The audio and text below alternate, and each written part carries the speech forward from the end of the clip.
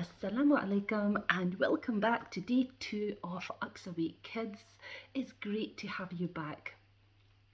Our story today begins in Iraq in a small town called Ur.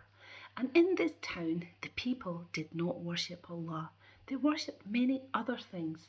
Some worshipped the sun, some worshipped the moon, some even worshipped the stars, and some worshipped idols which were made from rock, stone, and wood.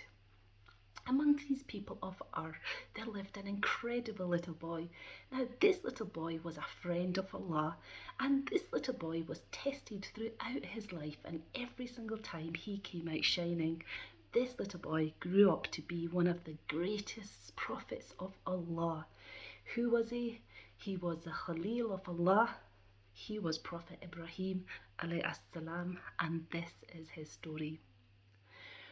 When Ibrahim salam was a little boy, he was a very special little boy because Allah subhanahu wa ta'ala not only made him wise but made him very brave. You see, the people around him would worship idols. Even his father worshipped idols. These idols were made from stone and wood.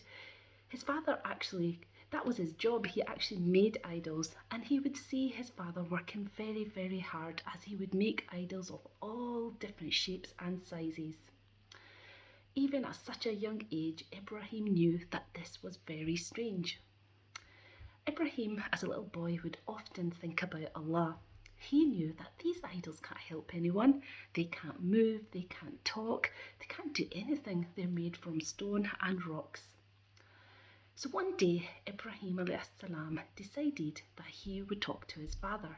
And he told his father not to worship the idols, but he should worship only Allah. His father didn't like what Ibrahim was saying. Actually, he was very angry. But Ibrahim was very, very patient, and he didn't give up.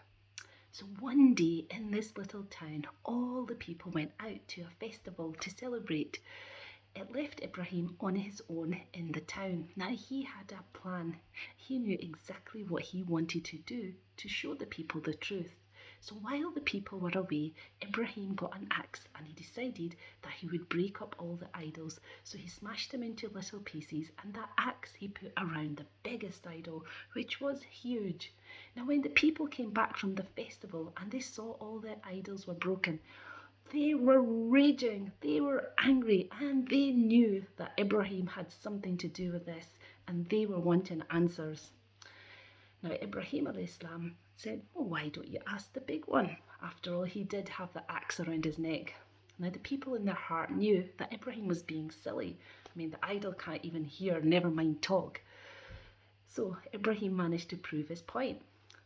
But did the people listen? No, they didn't listen.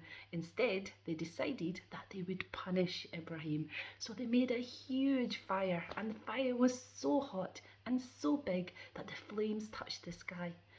Was Ibrahim scared? No, he wasn't.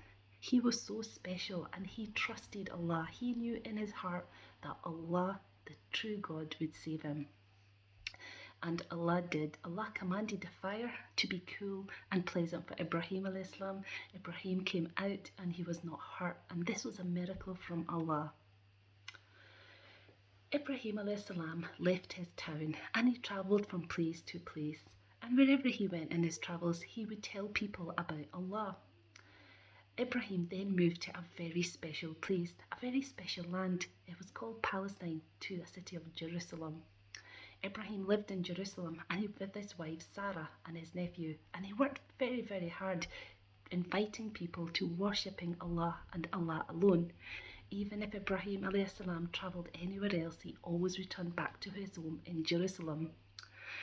Allah subhanahu wa ta'ala blessed Ibrahim with two very special sons. They were prophets. One was Prophet Ismail salam and one was Prophet Ishaq salam. When Ismail was just a little baby, Allah commanded Ibrahim to take his son Ismail and his second wife Hajar to a valley. This valley was an empty desert. There was no sign of life. There was nothing there. It was between two hills of Safa and Marwa. Now Hajar and Ibrahim loved Allah and they always trusted Allah, and they knew no matter what, Allah will always protect them. So Ibrahim left them in this valley and he headed back to Palestine. Now, while in the valley, soon their food, their water ran out, and baby Ismail began to cry. It was so hot in the desert. Now Hajar panicked. She ran between the hills looking for any sign of food, any sign of people. She looked as far as the eye could see, but she could not find any help.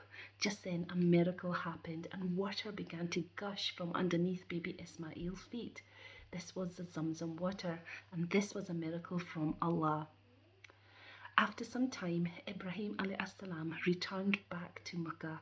It was in Makkah that Allah sent him the command to rebuild the very special masjid, which was a holy Kaaba. And Ibrahim, along with his son Ismail alayhi salam, rebuilt the holy Kaaba on the original foundations that once Adam alayhi salam had built on. Ibrahim alayhi salam then returned back to Palestine, and in Palestine he had another son, a Prophet Ishaq, to his first wife Sarah. Prophet Ishaq alayhi salam grew up in and around Jerusalem, where he would also teach people about Allah and he would also work.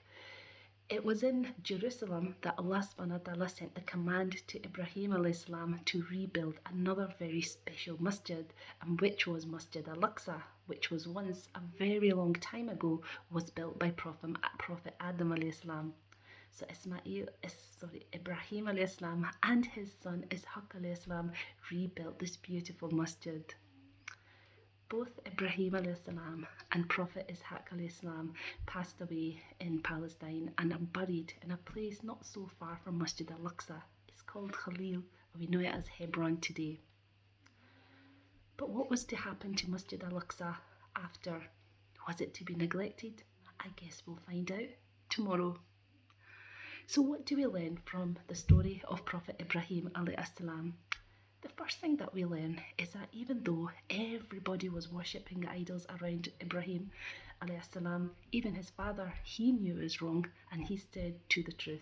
And this reminds us that it's so important. If something is wrong, it's wrong. We can't make it right, even though if everyone doing it, if something is wrong, it's wrong. Number two, we learn how Prophet Ibrahim was dedicated to Allah. When Allah sent a command, he did it. So, do we put Allah first? It's so important. Whether it's our salah, whether it's Quran, whether it's charity, don't delay it. Always put Allah first. Number three, what we learn is that Prophet Ibrahim alayhi salam always trusted Allah. Whenever Allah asked him to do something, he knew that Allah will look after him and Allah knows best. And this is what we have to remember, that we also have to remember to trust Allah. Sometimes things don't go as according to plan as we want. We should always remember that Allah knows best. And number four, what we learn is Allah subhanahu wa ta'ala got Ibrahim alayhi salam, who was a very special prophet, who was his Khalil, who was a true friend, to rebuild two very special places. And this reminds us just how special these places are, which is the Holy Kaaba and Masjid Al-Aqsa. Thank you for listening. I hope you enjoyed today's activities. Thank you.